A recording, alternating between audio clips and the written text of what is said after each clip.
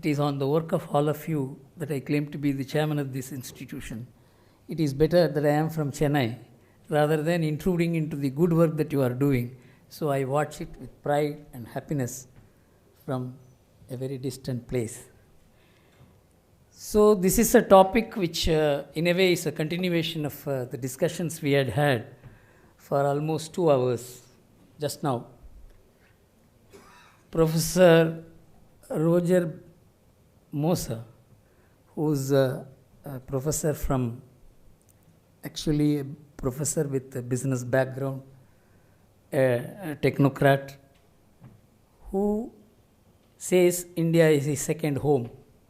He was partnering me in the discussions today on developing how to employ technology which is already developed rather than developing new technology. This is a new area of development all over the world. And when he started his presentation, even before he went into the subject, he said, India must be more self-confident.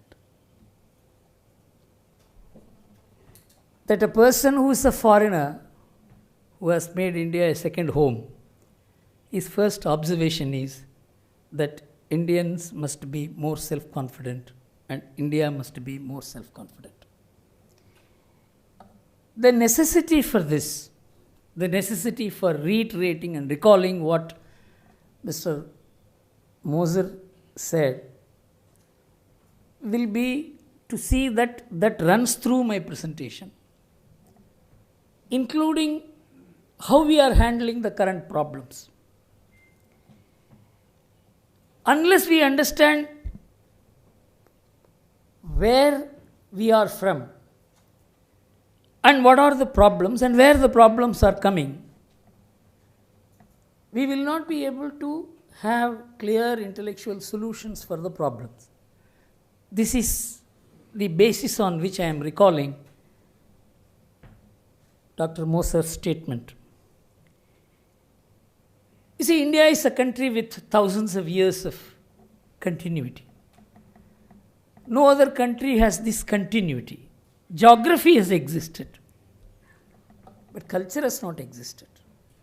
As Swami Vivekananda said, spider weaves its web where the Caesars ruled.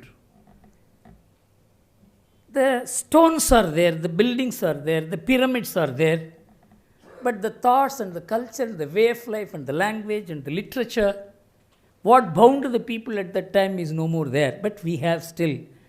He said if Vedavyasa came back to India, he will find some of the traffic landmarks identified even today. And that is the kind of change with continuity that this country has been able to adapt itself, and that is why it is a living civilization.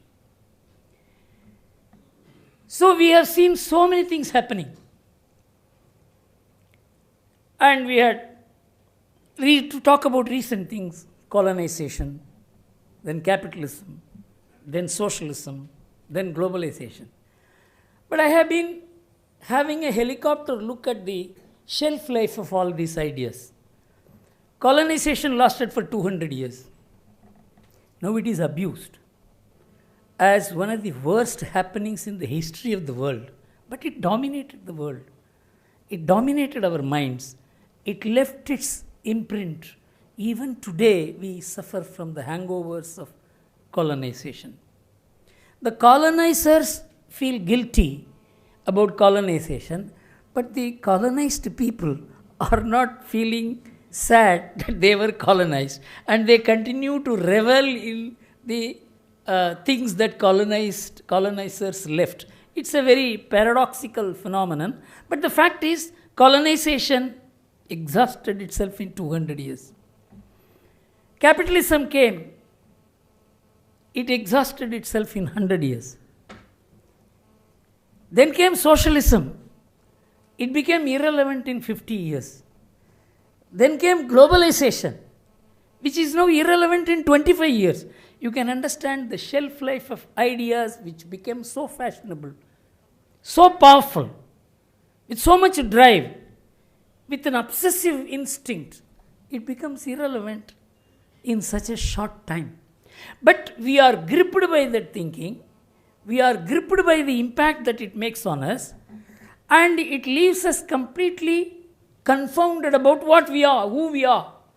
In fact, at a time when globalization was hitting India like a tsunami, and people like us who protested, I still recall in the Administrative Staff College of India when I was addressing in Hyderabad, one retired ex-serviceman stood up and said, people like you should be shot dead because you are preventing the growth and the development of India by opposing globalization.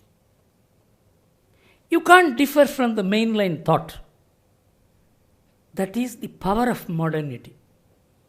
Modernity makes itself so all-powerful that anyone who deviates from that has no right to live. That is the kind of imposition that it brings about.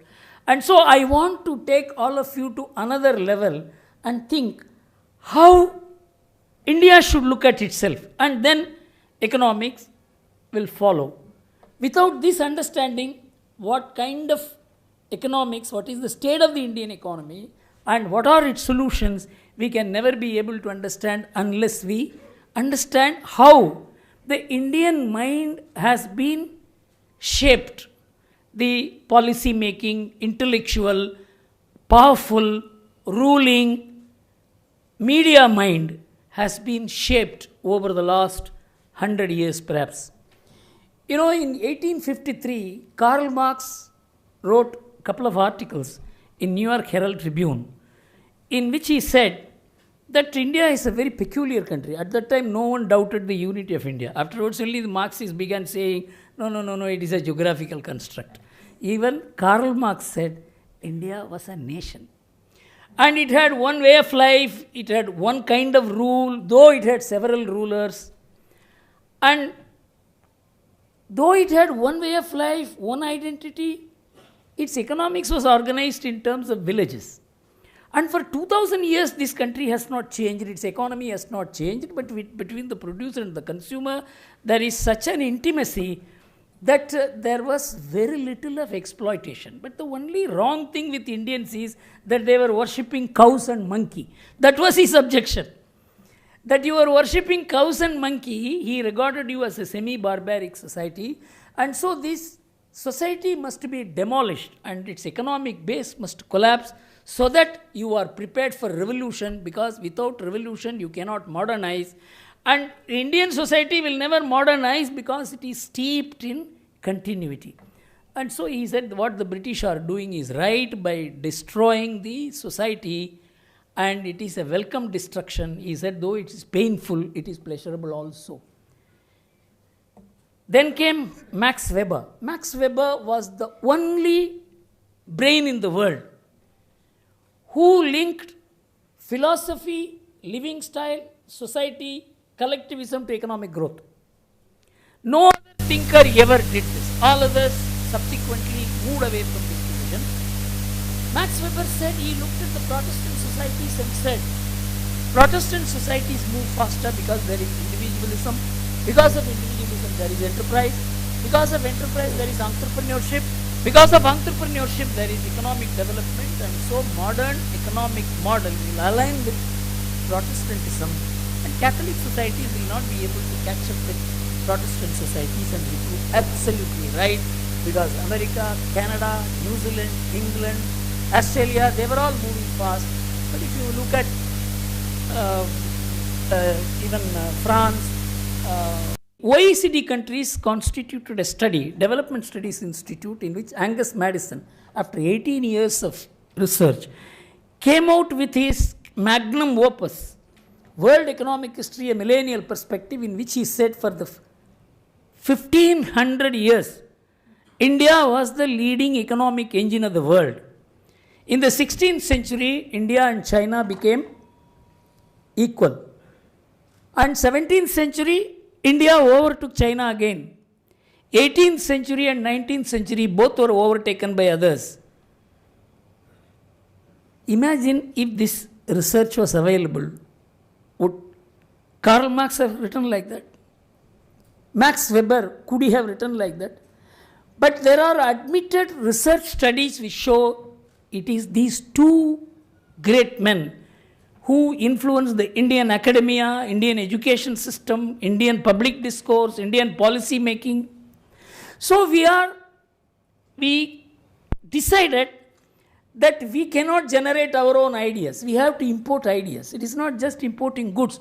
Importing goods can be stopped. Once you start importing ideas, it can never be stopped. This is where the Indians were caught in a catch-22 situation of being one of the largest societies. 1/6 of humanity is India. But we did not develop the faculty of our own thinking, and that is where we as a nation suffer today. In terms of policy making on specifics also, which I will come to later, but I wanted to give this background without which we cannot understand why we are in this mess. Otherwise, you will be only saying we are in a mess. Why? What causes?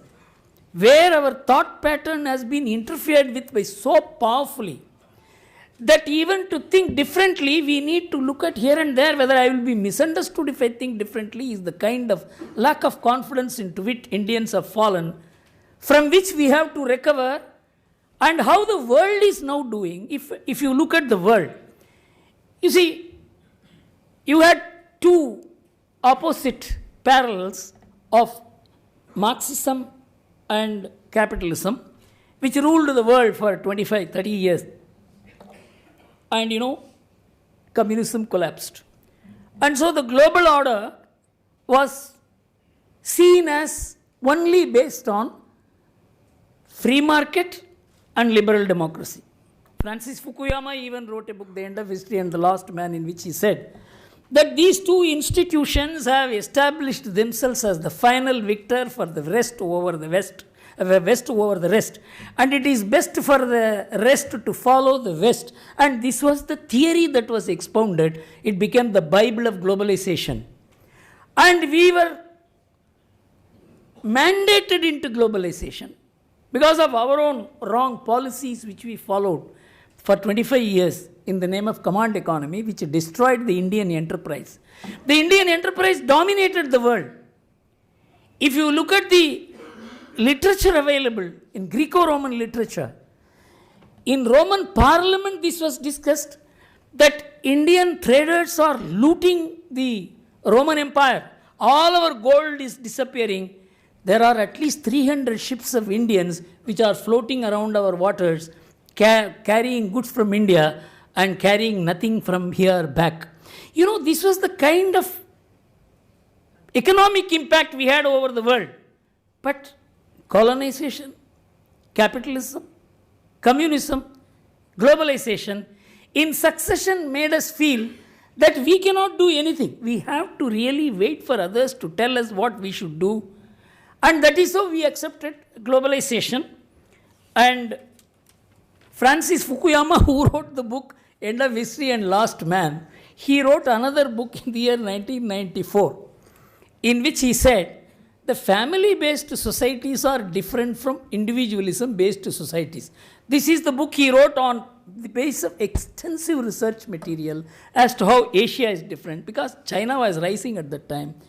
Japan had already risen by that time. Korea and Taiwan had risen.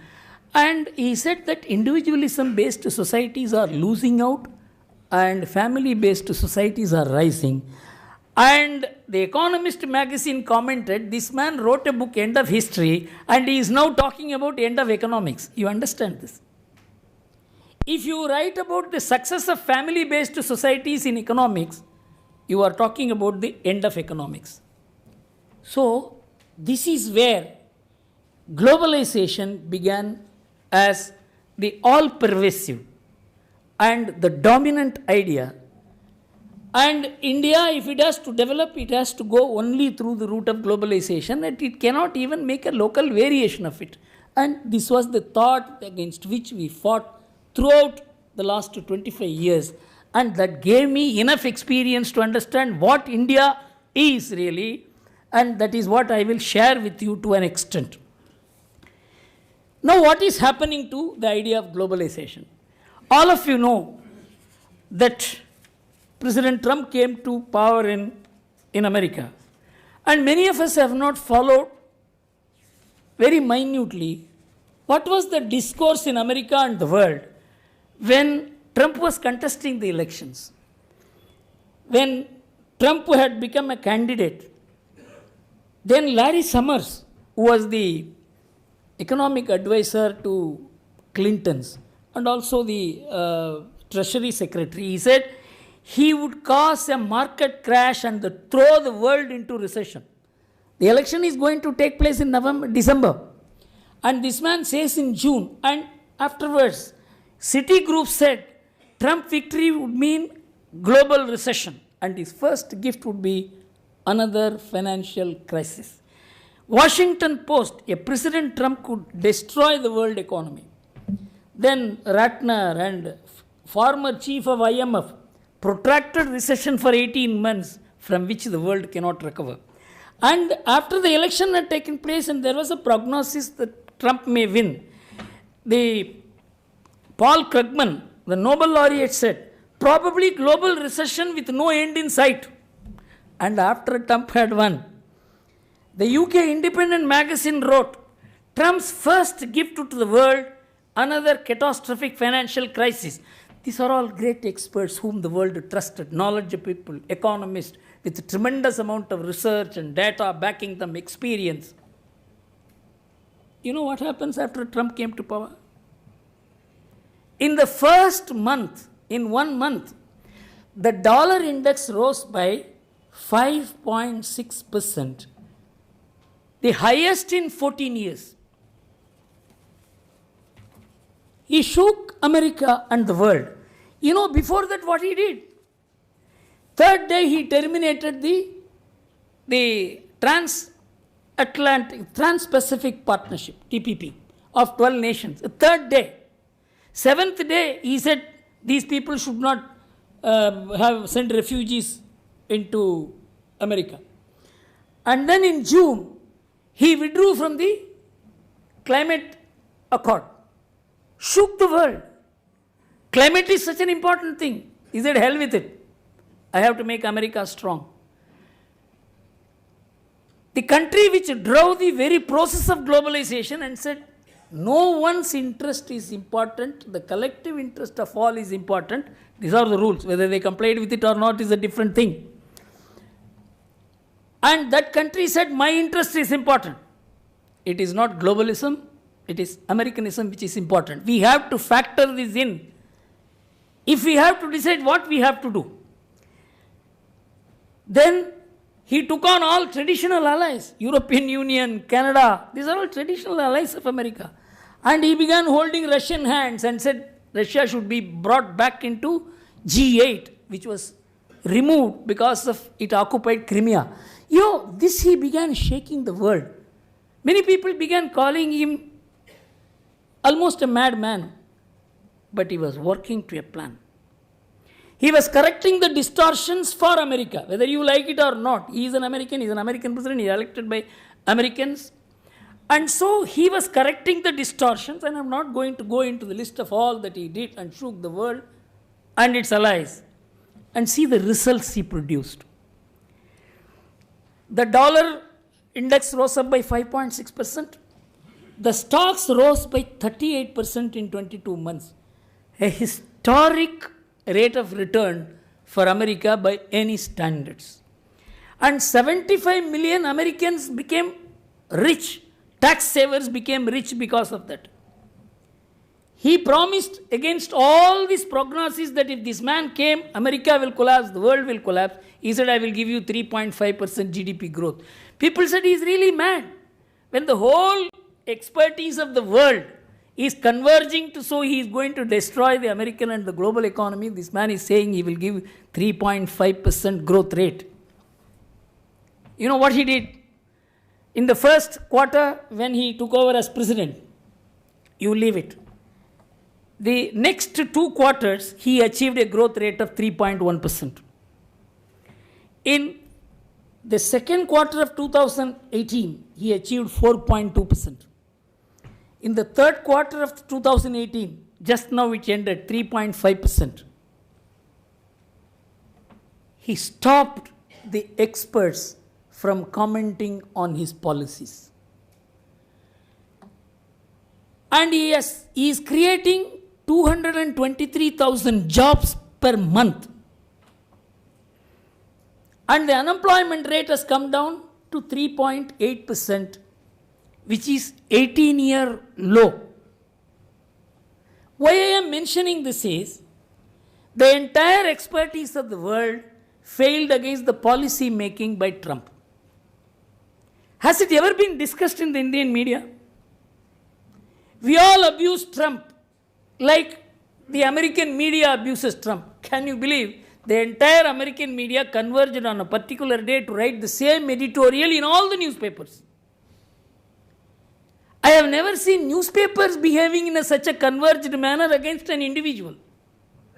But we also joined the chorus without understanding what is happening, what Trump is doing to America, how it is going to affect the world, how it is going to affect us, is a more important discourse in which we should be engaging than whether Trump is right or not in America.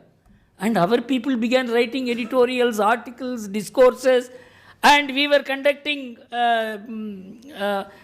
discussions in television whether Trump is right in America or not. Why I am saying this is a completely misdirected discourse of a slavish nation. That is why when Mr. Moser said that Indians have to grow self-confident, is that we should know how we should participate in this discourse first. We never even know that we can differ from Financial Times, that we can protest against what is written in Wall Street Journal. We can say what Washington Post says is wrong. We cannot say that because you don't have the self-confidence. So Trump had the courage to say that. Trump said, you Washington Post is wrong, you Wall Street Journal is wrong. That is where Trump established that a determined leader can make the economic thinkers wrong. There are two situations in which economics and economists have let down the world and let down the subject also. In the year 2008, all the economists were saying hunky-dory, everything is good. Alan Greenspan even wrote a book in the year 2007 that everything is hunky-dory. And you know what happened in 2008? Afterwards, there was a catastrophic collapse. And the Economist magazine, which speaks for the experts, economic experts of the world, and the current economic theories, it wrote a cover story. Economic theory has melted away, and the arrogant economic profession has been beaten to shyness and shame. Why I am mentioning this is, the same thing has been repeated when all these experts said Trump will fail. He will not only fail America, he will ensure the failure of the world. He has been able to lift up America, and that is why even the global economy began doing well. And so he hit China in a big way. You know, no American president had the guts to do anything against China. But he stood up against China. China is now running for cover. China said, no, we have $1.8 trillion investment in your treasury securities. He said, sell it. Who are you going to sell it to? Who is going to buy? Please understand, if you invest in a wrong company, it is not that that company benefits, that you are also in trouble. America has sold its securities to the world to the extent of $11 trillion. And everybody is saddled with these securities, including Japan. $150 billion of Indian money is invested in dollars. So, dollarization of the world is something on which the entire world has to think, but we are not thinking. How to get out of this? We have a way. I am going to tell you that. We have already started doing it. But there is no discourse. When the government does it, at least you are doing something good. Not a single editorial. Not a single news item. And what great change has taken place in the world economy, which is so open before our eyes, but there is not a single word written in the Indian media about it. You know, whenever the petrol price used to go up, energy prices, crude prices, the dollar value used to come down. This has been some kind of a protection for the rest of the nations. When the oil prices go up, the dollar value will come down. That will partly compensate for the local oil prices. But this has stopped from 2015. You know why? America allowed American oil companies to export oil. Because they began producing enough oil, their imports came down by 23% in 2016. And they began exporting oil. With the result, America had no more any trouble from the rise in price of crude. This is a complete shift from 1950s, whenever America had feared the rise in petrol prices. It always feared the fall in the value of the dollar. Now the negative correlation between dollar and oil has become a positive correlation between the two. Actually, an American academic had come when I discussed this subject. Sir, even some of us had not thought of it. I said, we are thinking of it because we are suffering from it. So, in the last 3 years, you find not only the crude price is going up, dollar value is also going up, a double whammy for oil importing nations which are dollarized in their economy. And this has enabled Trump to take a strong arm action against Iran. Because America is one of the top 3 oil producers, in say they are the largest oil producer this year. And Trump could take a strong arm action against Iran, and he is not bothered about the rise in oil prices because of the shift in the correlation between oil and dollar, a subject which has been completely ignored in the Indian discourse. We are only saying petrol prices gone up, Modi is wrong. Our idea is how to find fault with the government. Our idea is not about the cause. Our idea is not economics. Our idea is politics. So because of that, there is no discourse in India. It's only whether you are responsible or somebody else is responsible. And a 30-year settled relationship between China and America has been completely broken and reversed, and China is now running for cover. A country which was feared by the Americans, both in political terms, in military terms, in economic terms. Without China, what we will do? How we will maintain our price levels? How will we maintain our standard of living? And it had become the factory for America, for the world in fact. They produce 100 units and consume only 46 units. Balance 54 units they export. They are over-dependent on globalization. And they trusted globalization to continue with the result that they trusted the WTO is going to be there, these trade preferences are going to be there, but they never expected somebody like Trump to come. And Trump is doing one thing more. Apart from the fact that he has made these economies irrelevant, I want to make one more point for economists who are here, because I am also struggling with this idea. There is no functioning universal economic theory today. I will make only 2 points. One is that America has been incurring current account deficits from 1976 till today. They have incurred about $11 trillion current account deficit.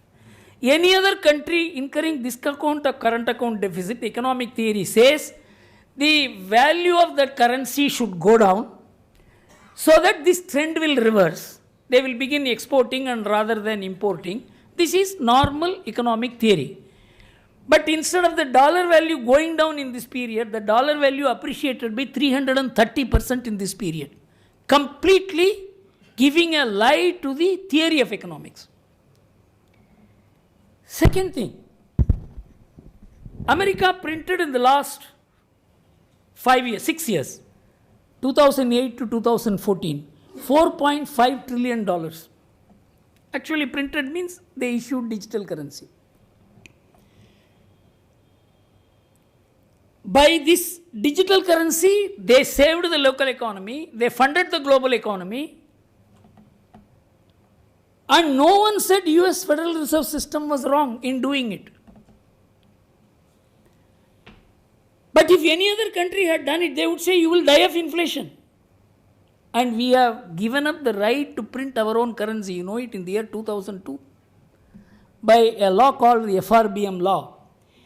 The government of India has given up the right to print the Indian rupee. If only the Indian rupee gets expanded, you know why?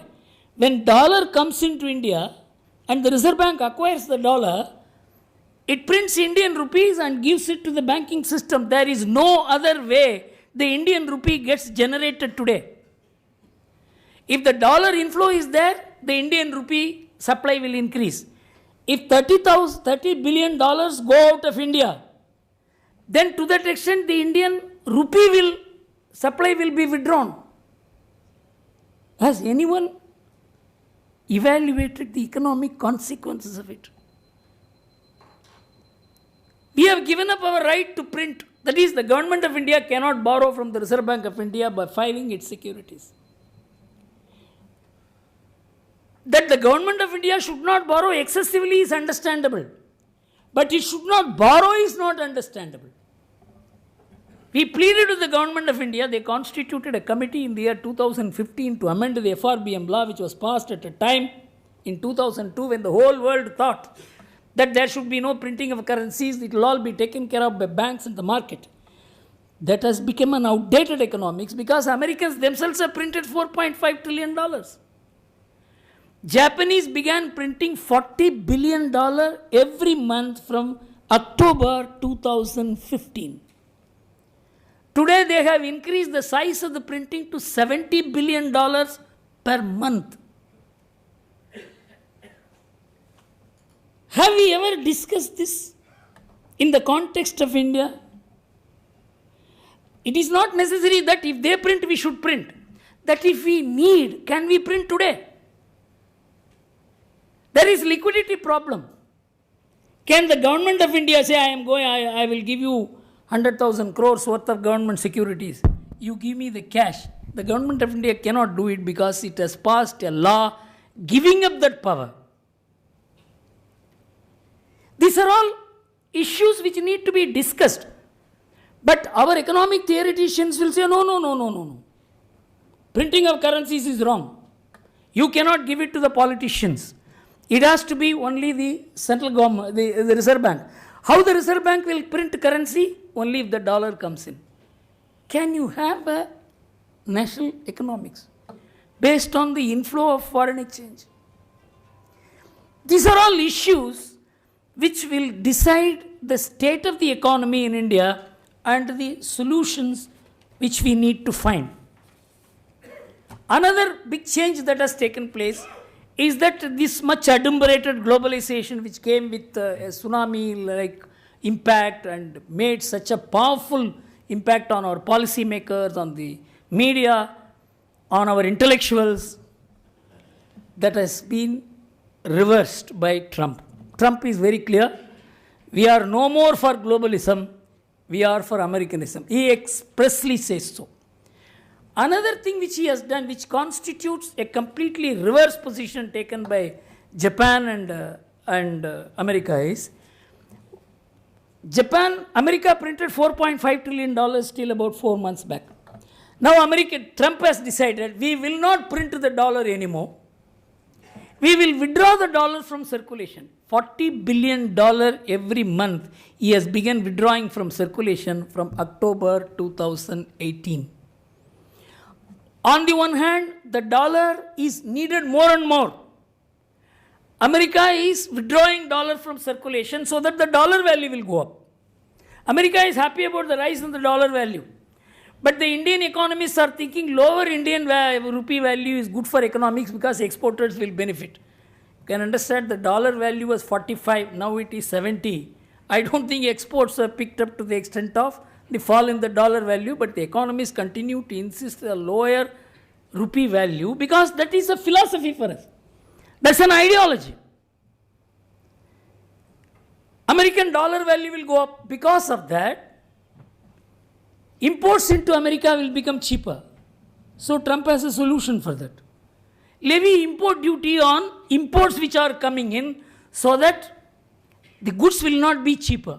And now if everything goes in Trump's way, he is going to impose 25% duties from January on $500 billion imports of China. Afterwards, what will happen to China, no one knows. Because China has established factories for America. And the foundation of globalization has been shaken. Multilateralism has been completely delegitimized. Unilateralism has become, if Trump does it, every country will do it. Trump has unilaterally imposed duties on aluminum imports and steel imports from European Union, from Canada. You may find fault with Trump. But Trump has given such growth to America. Whether Trump is there or not after 2020, the Trump policies can never be given up by Americans. Any president who comes will find it difficult not to follow the policies, because if the consequences are difficult, then he will have to take responsibility. So the Trump phenomenon will last beyond Trump. Is there any Indian discourse on this point? Have you ever read an article like this? Any economist speaking like this? Any of the pink newspapers discussing this subject? So there is a complete failure of economic intellectualism in India. And as I said, there are two kinds of polarized economics. America withdrawing dollar, Japan printing printing yen. America is raising interest rates. Japan is working on negative interest rates. For example, in Japan, negative interest rate means that if you have 5,000 rupees you want to deposit with the bank, the next year the bank will give you only 4,900 in return because 100 rupees they will keep to keep your money. This is negative interest. So people are forced to spend, but people are not spending. Because in a family-based society, people don't spend because the government wants them to spend. In America, people spend. It is based on debit cards. Japan runs on credit cards. Japan runs on debit cards. These are culturally different situations. So we have a world monetary order in which one country is printing its currencies and distributing it free. They are investing 5 lakh crores in our high-speed railway at 1.1% interest for the next 50 years because they print the money. On the other hand, you have America withdrawing the dollar, raising the interest rates, and the IMF and the World Bank can't do anything about it. They are a complete failure. They are onlookers today. They are only rushing to the help of countries which are in distress. They have become distress lending institutions. They are no more World Monetary Authority. We must understand that IMF was constituted to find a common currency for the world. It failed in its main objective. Dollar became the main currency. First it was backed by gold. Afterwards it was backed by the necessity to have a common currency to trade between anybody and anybody. So dollar became a necessity, and that necessity became the strength of the dollar.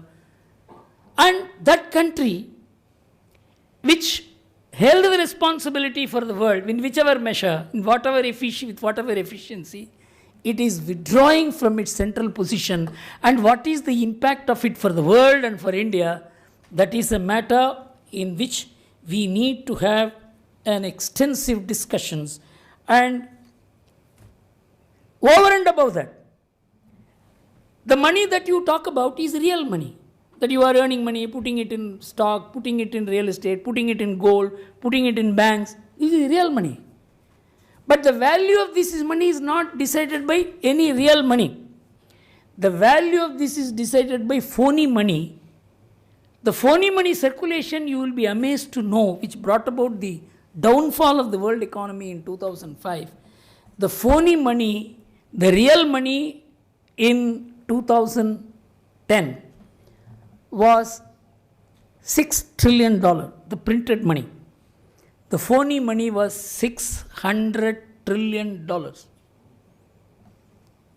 This is money built on money which had no relevance to the real economy. The world GDP today is $90 trillion. The phony money is $900 trillion. This is generated by the financial system, and that will invest in a country and withdraw the money, and this is not real money, but that will decide the fate of the nations. And how are we going to adjust to a system in which there is, and now cryptocurrencies have come. I don't know how many of you are familiar with the idea of cryptocurrency. Even the best experts will not be able to explain. All that I can say, it is like a private currency. There are at least some 900 private currencies which are going on. In Japan itself, there are about 100 private currencies. You can create a private currency and circulate it amongst yourself. But this private currency is based on actual trade. There is a group of people admitted into a club, and they begin actually buying stocks, they begin investing money, they begin trading. This is all going through a supercomputer. And the demand and supply based on actual transactions will decide the price. And this has become a cryptocurrency over which nobody has any control. And there is an attempt to get it regularized in India. A case is going on in court. So the issue is very complex, very difficult, and the geopolitics has never been so complex as it is today. There is nothing like anybody is anybody's friend. Trump is fighting with his own tested friends, European Union, Canada. He is calling Canadian Prime Minister as a liar. So you can understand the instability that has been caused in what are known as the Western Bloc. And China-US relationship, you know what it is. US-Russia are friends in one place and they are fighting in another place. Europe says it will have its own army, and there is NATO, which is American army, and they may have their own army, but they will need NATO also. This kind of complex situation has never been witnessed after the Second World War. In this situation, how we handle our economics? The impact of Trump on the world, on US and the world, as I said, will last beyond Trump. This assumption we have to make. Second, globalization is now a matter of the past. WTO is in ICU. Nobody even talks about WTO. Have you ever heard of WTO in newspapers in recent times? But these were all the obsession with us 15 years back, 20 years back. The shelf life of all these newly created institutions which are fashionable at a particular time lose their relevance because they are not founded on firm foundations of collective behavior. You cannot have a ruling elite saying that we will have globalization from today onwards without the people wanting globalization. Even the American people did not want globalization. That Trump has found out. Geopolitically influenced global economics will be the future. This 2+2 model which we are talking about, in which VIF is engaged in a big way. It is not only about economics, we will also talk about security. It will not be only the finance secretary, the defense secretary will also be in the discussions. What does that mean? We are not going to build economic alliances, we are going to build security alliances, civilizational alliances, social alliances, political alliances. This was unheard of 10 years back, 5 years back. A new model of international relationships is developing. Nothing will be, in India you will be only talking about NPA, you will be only talking about recapitalization of banks. There is no towering thinking mind in the system, in outside. Everybody is looking through their particular window. But the nation doesn't consist of 10 windows. It consists of one building. So we need to have a very comprehensive thinking model in which I pleaded in the previous session that Vivekananda International Foundation should take a lead because Delhi is the heart of India, but it is not a place where the thought of India is being generated, and so we need to do this. It's a huge impact on China. What will happen to China? Certainly China does not know. I don't think anyone else also knows. Having established the factory for the world and invested trillions and trillions of dollars in roads and railways and roads. There was a time when Japan used to build roads which they will not use. Build airports which they will not use. Why they build? Only to give employment to the people. That is the kind of economics that Japan followed at one point, which economics China began following later, expecting the airports and the 8-lane roads to be used in future. But there is no future. So, there is a kind of total chaotic situation in the monetary, trade, economic and political relationship in the world. I am not sounding pessimistic. You have to understand all this. Because India is too big a country to be pushed over today.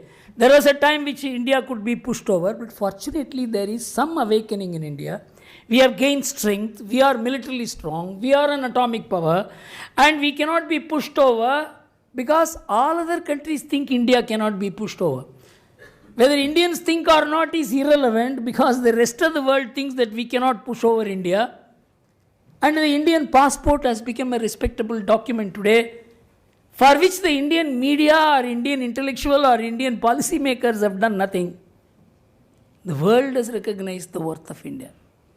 So now, how do we come to grips with our situation? What is the current? There is an unstable world. How do we handle our situation? I will take you back to the 3 blocks of periods. 1999 to 2004, 2004 to 2014, and 2015 onwards. Unless we have this background, the current state of the Indian economy cannot be understood, nor the solutions for this we will be able to grasp. I am giving you some figures of 1999 to 2004 and 2004 to 2010, which is supposed to be the best year of India. 9.8% GDP growth. And our foreign exchange reserves had shot up from $140 billion to $310 billion. So this is supposed to be the golden period of the Indian economy. I will give you the figures to find out how golden it is. In 1999 to 2004, the GDP growth was 5.4%. In 2004-10, 9.8%. Almost double. Prices, 4.8% in 1999, 6.8% in the next 6 years. Stock prices rose by 32% in 5 years, 99 to 2004. 311% in the next 6 years. Gold prices, 38% in the first 5 years. 320% in the next 6 years. Land, 21% in the first 5 years. 200 to 2100% in the next 6 years. Jobs generated, 60 million in the first 5 years. 2.7 million in the next 6 years. This is a period of destruction of the Indian economy. Not the growth of the Indian economy. In this period what happened? Which I tried to explain to the authorities. You will be amazed to know that in this period the foreign exchange went up from 140 billion to 310 billion and that transformed into rupees. The banks were saddled with money. At that time, Dr. Y.V. Reddy said, don't allow this money to come in because you will not know how to use it. And he wanted that taxed. But the finance minister said, the whole world wants to put money in India. Why are you spoiling it? This money came into the stock market. transformed into rupees, became bank deposits. If the banks had this kind of deposit, what will the bank do? It has to lend. But there is no borrower. You know what the government of India did? It brought down the import duty of capital goods to zero and made the banks lend. With the result, the bank deposits went up from 12% to 20%. Credit went up from 15% to 27%. And we imported capital goods which we did not need. And all this money went to China. We had a trade deficit of $175 billion with China in 14 years, which is equal to 3 times China's defense expenditure and 5 times India's defense expenditure. And this is because we allowed the money that came in which we did not need, and afterwards it got converted into rupees and we did not know how to use it, and the banks were asked to lend it, and for which customs duties were brought down, and that money is the NPA today. I challenge anybody in the media or any one of the economists to deny this fact. That is the NPA today. Raghuram Rajan admitted this part. Yes, excessive lending took place at that time and that became bad debt. Why the excessive lending took place? The Reserve Bank of India at that time, headed by one of the topmost macroeconomists, Y.V. Reddy, he was called by the US Federal Reserve System and he addressed all the governors. And the US Federal Reserve System said, if Y.V. Reddy had been the chairman of the US Federal Reserve System, world economic meltdown would not have taken place. He gave the advice, stop this money from coming in. Our government did not follow the advice. The money which you did not came in and became your problem, and that became your NPA today. And this government began grappling with it. And the unprovided NPA, and in this period, the revenue deficit went up by 16 lakh crores in 5 years. And tax cuts were 3 lakh crores per year. So these 3 lakh crores tax cuts was given to spend the foreign exchange that we received. And if you look at somebody mentioned that oil is the biggest problem of India. No. In the 10-year period, UPA period, oil imports were $515 billion. Capital goods imports were $585 billion. Whereas in the NDA period, capital goods import was just $10 billion.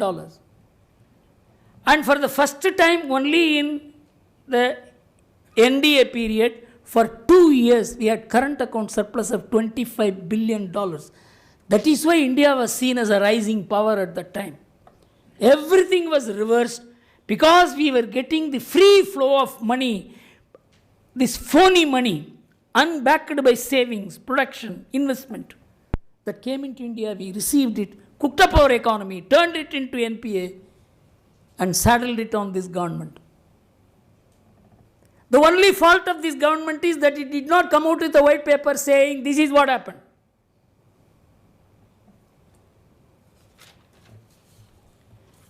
Now, 2 problems. I told you how the asset prices went up by 10 times, 15 times. How did these asset prices rise? It was because of the high denomination currencies which were printed. In just 18 months prior to demonetization, 500 rupee, 1000 rupee notes rise was 4.8 lakh crores. That is what funded this gold and real estate prices. And if it had gone on the same way, 2008, what happened in America by the subprime lending would have taken place because of high denomination currency in India. If anybody wants to have a debate with me, I will be able to prove that but for demonetization, the Indian economy would have collapsed. It was a corrective. But in India, there is no economic discourse. It's only political discourse. That is one corrective, a huge shock. I tell you, the people of this nation should be congratulated. 50 crore people stood in queue to collect 2,000 and 3,000 and 5,000 because they put faith in the government that it is doing the right thing. No commentator, no economist, no media would welcome this. They all said there will be riots. Even the Supreme Court said there will be riots. People were not rioting. It was such a disappointment for these people that people who stood in the queue, they were not, so many people died of heart attack. Still the people were not rioting. Can you believe how the people are and how the discourse is? Then came the GST. Two powerful, one is corrective and another is reformative. I don't think any other government would have taken this measure. There is no reasoned appraisal of the government actions. It's all fault finding. Of course, you can find faults. In politics, you find faults, but experts don't do it. Media should not do it. Intellectuals should not do it. Opposition parties can do it. It is their duty to say wrong even when there is nothing. I can understand. But what about the media? What about the intellectuals? What about the economists? The economists in India, the intellectuals in India, the media in India are doing, have done and will continue to do what the media, experts, business in America did when Trump was coming to power. Trump only disproved all of these people, as I told you. So we have to understand that we are a bank-driven economy. We are not a market-driven economy. In America, 75% of the money comes from stock market. In India, only 3% of the Indian savings goes into stock market. But don't think we are only fools. Even Japanese are fools. They invest only 9% of their savings in stocks. 51% of the Japanese savings are held in bank deposits. You know what is the rate of interest on bank deposits? For short-term deposit, the depositor has to give money for the bank to keep money. Negative rate of interest. For long-term deposit of 5 years, 0.8% is the rate of interest on deposit, but still 51% of the Japanese savings are invested in bank deposits. The most modern instruments are traded in the Japanese stock market, but the Japanese do not trade in them. It is only the foreigners who trade in them. This is the character of a family-based society. So India banks are the lifeline. But the Indian policy making on the bank is based on the American model, in which stock market is the prime mover, bank is the subordinate player. But in India, bank is the main player.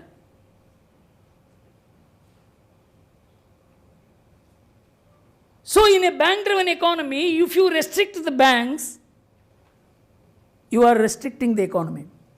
You are restricting the flow of funds into the economy.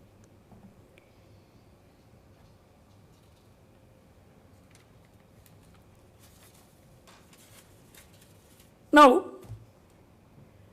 how we follow the banking model of the world? You know, there are certain norms prescribed for banks, that you must have so much capital. But the Basel institution, which created this model, laid down rules that for commercial banks only what we say will apply, and only for internationally active banks what we say will apply. But banks which are not internationally active need not conform to what we say. The universal banks need not conform to what I say. We don't have any commercial banks, we have only universal banks. Because our banks do term lending, we do all kinds of activities. But still the same Basel norms are imposed. You look at Japan. In Japan, there are internationally active banks and there are domestic banks. For the internationally active banks, the capital norm is 8%. For domestic banks, 4%. In India, for both, it is 9%. I don't don't know where this 9% was got up by the regulator. It is 9%. With the result, we are doing more than what the Basel wants. And so the banks have less money to lend. These are all things on which there is no discourse in India. Why should we?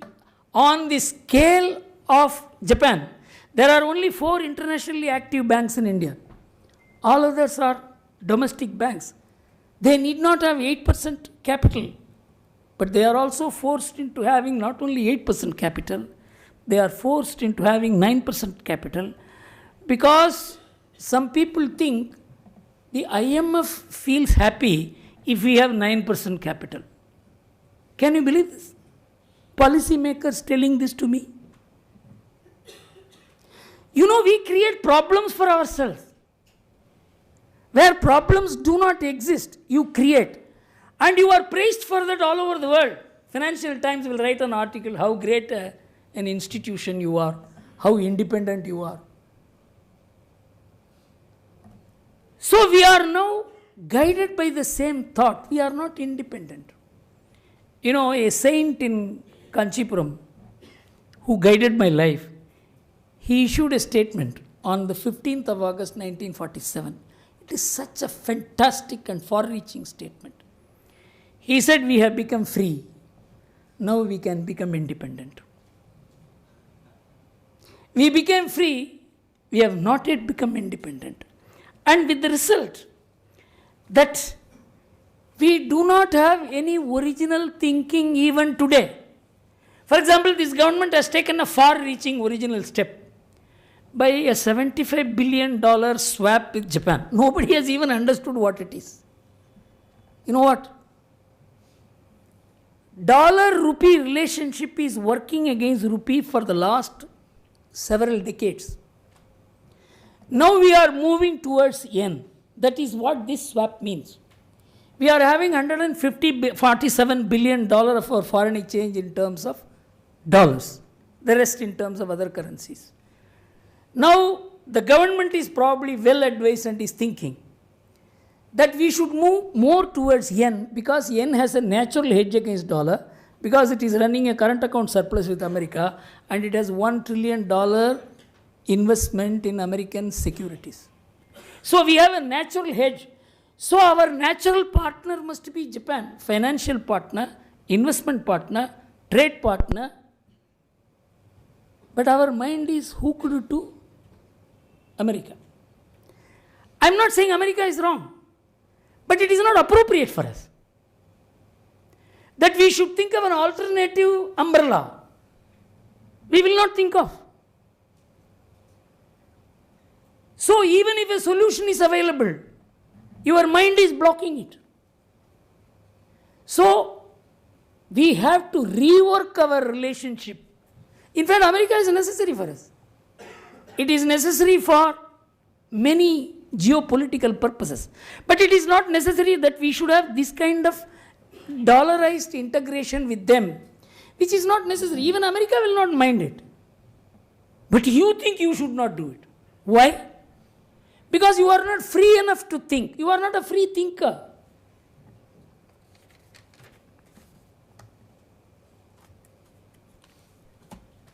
As I said, we have been following an utterly wrong import policy of having capital goods import exceeding oil imports. We need to go in for heavy import restriction. We have got to cut down the current account deficit and trade deficit in the next 1 year. Otherwise, we will continue to accentuate this problem, on which all the institutions will have to work together. And if an import restriction is made, the media will say India is moving away from free trade, as if everybody is following free trade and India is moving away from free trade, because your newspapers have nothing to do with the reality. They are not understanding any of the implications of what's happening in the world. So, as I said, the FRBM law has to be amended. And we have to align our NPA rules to the Basel norms and no more. And this should be looked upon as a bank-driven economy. And what India lacks today is credit for MSME sector. Without understanding the MSME sector, we will not be able to understand the Indian economy. You know, we all look at the stock market and say, stock market is 38,000, India is on top of the world. All the listed companies put together contribute to only 5% of India's GDP, just 5%. The entire corporate sector, listed and unlisted put together, constitute only 15% of India's GDP. And it is the non-corporate sector, it is the MSME sector which contributes to 50% of India's GDP and 90% of India's employment. And the economic census 2014 says that the number of people employed in these non-farming enterprises, own account enterprises, is 128 million. Whereas the entire corporate sector, public and private, government, put together employs only 12.8 million people. It is this sector which has been hit by both demonetization as well as GST. It is this sector that has been robbed of the credit. In any other country, this would have collapsed. They are surviving only because of community support, but they cannot survive for long. That is one of the issues on which the media is supposed to highlight. But if the government says that this sector should be funded, the media says the government is now working against the independence of the Reserve Bank. Can you follow the distortion in the thinking of India? So, a sector which is driving India, is the lifeline of India, which constitutes 70% of the exports of India, 90% of the employment of India, 50% of the GDP of India, that is starved of money. These are the issues. Once this money is released, the growth rate will pick up, consumption will pick up, savings will pick up, investment will pick up, because it will be bottom upwards driven economy. And it will not be just a top-down economy like the stock market coming and flooding the economy around, which it did in 2004 to 2010. A new thinking is needed, an India-centric thinking is needed.